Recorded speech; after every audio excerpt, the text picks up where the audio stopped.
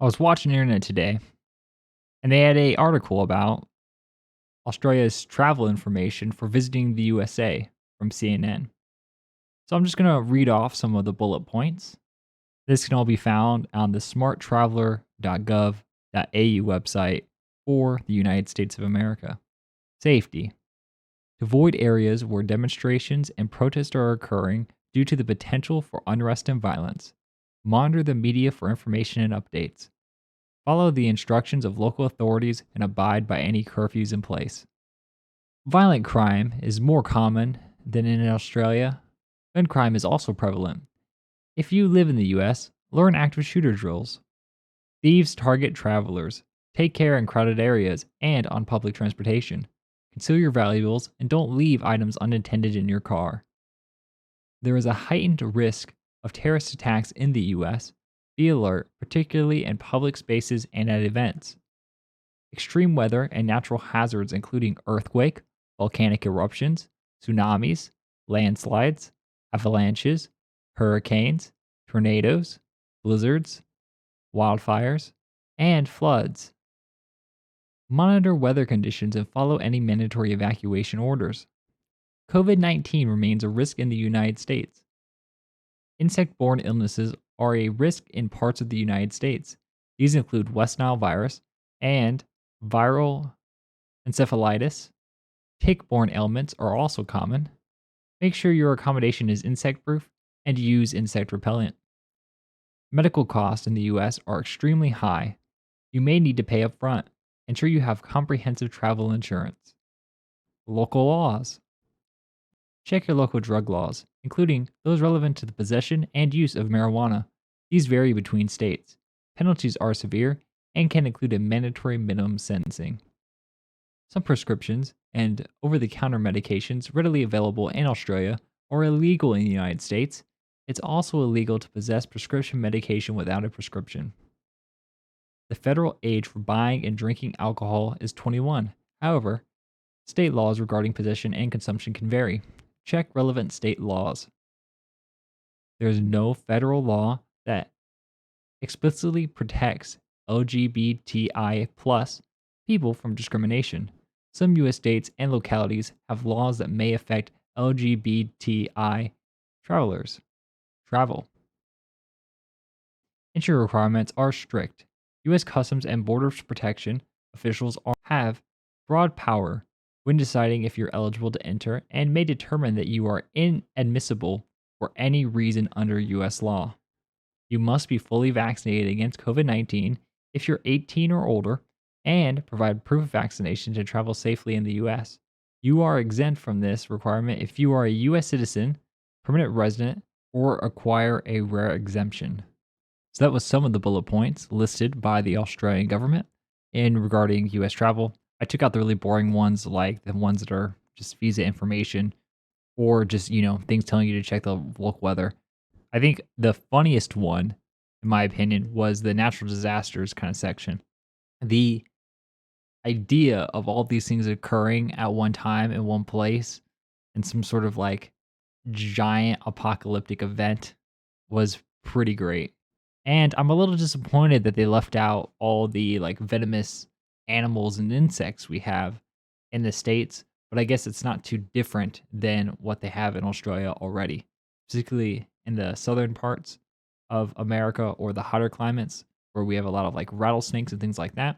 Those are also a really big danger that I was surprised wasn't addressed at all. Additionally, things like black widows and brown recluses can be in many houses and are rather fatal. I do realize that I think it's like 48% of my viewers are from the United States. So all of this is old news to you. But for those of you who have not traveled to the United States or don't know much about it, everything that's described in here is true. It is stated factually. And some of them, we need to improve on. Others, there's nothing you can really do about like the natural disaster stuff or the illnesses, the insect-borne illnesses. But yes, this all occurs in the United States. For those of us that are from the United States, I think it's important to maybe zoom out to think about like an outsider's perspective. Now, the CNN article has other nations and their official statements about us, But I think Australia's was the most hard hitting, the most damning, and the most real all of them. A lot of the other ones were very they mentioned, oh, there's a low chance of gun crime or something. But I liked how Australia was just like, nah, fuck it. We're gonna say it how it is. We're gonna list everything. Go hard on them. And you gotta respect it. So for all you US people who are like mad at Australia for calling us out, don't be. I think it's good for other nations to, warn their people of potential threats. I mean, if you were visiting another country, you'd want to have some sort of information about the country that you were going to without it being shrouded because they were worried about what the citizens might think. I mean, you might be able to refute one or two, and you could be like, well, in my state, one of these is not the case, or in my area, one of these might not be the case. You can't deny that it's occurring in the US somewhere. But I hope this video will provoke some conversation, If put your takes down in the comments, do you agree with this if you are from the United States? If there are any points that you really agree with or you thought were also kind of comical, check it down there. If you are not from the United States, what terrified you the most about hearing all these and then having an American be like, "Yeah, no, that's true. That's America, baby." And we love it here. It's, crazy how patriotic this country is. And then when you list all these things, you're like, they love that one, that place, the place with the erupting volcanoes. Which, by the way, there is an erupting volcano at the time of recording in Hawaii right now. That picture in there is from yesterday. The hurricanes. I mean, heck, I've done 2 streams during hurricanes, so those are real. That picture from that hurricane that is in this video is from Hurricane Ian, which was one of the ones I was streaming during. They are real. They happen often. The floods can come with the hurricanes. They can come with the tsunamis, tornadoes. I was just living in Oklahoma. We had so many tornadoes while I was there. I lost count. I couldn't tell you how many times I heard the freaking sirens going off. It's just the way of life here. If you ever wonder, maybe if you're a non-American, you're like, man, the Americans are just so crazy. Yeah, well, nature versus nurture and all that jazz. Is it the fact that they are Americans that make them crazy, or is it the environment in which they are raised that make them crazy? Who knows? For all of those of you that might be wanting to hate on Australia, don't. Australians have some great stuff. A recent cultural export from Australia that I'm a big fan of is The Chats, is a Australian punk band. They have some great songs. I'd recommend Pub V and Smoko. They're probably the 2 most famous songs from The Chats. So maybe instead of writing something mean about Australia in the comments below, go listen to a song or two if you like the rock genre. I think you'll be pleasantly surprised by what they have to offer. And if you are from Australia, hey, good on y'all. I got nothing bad to say.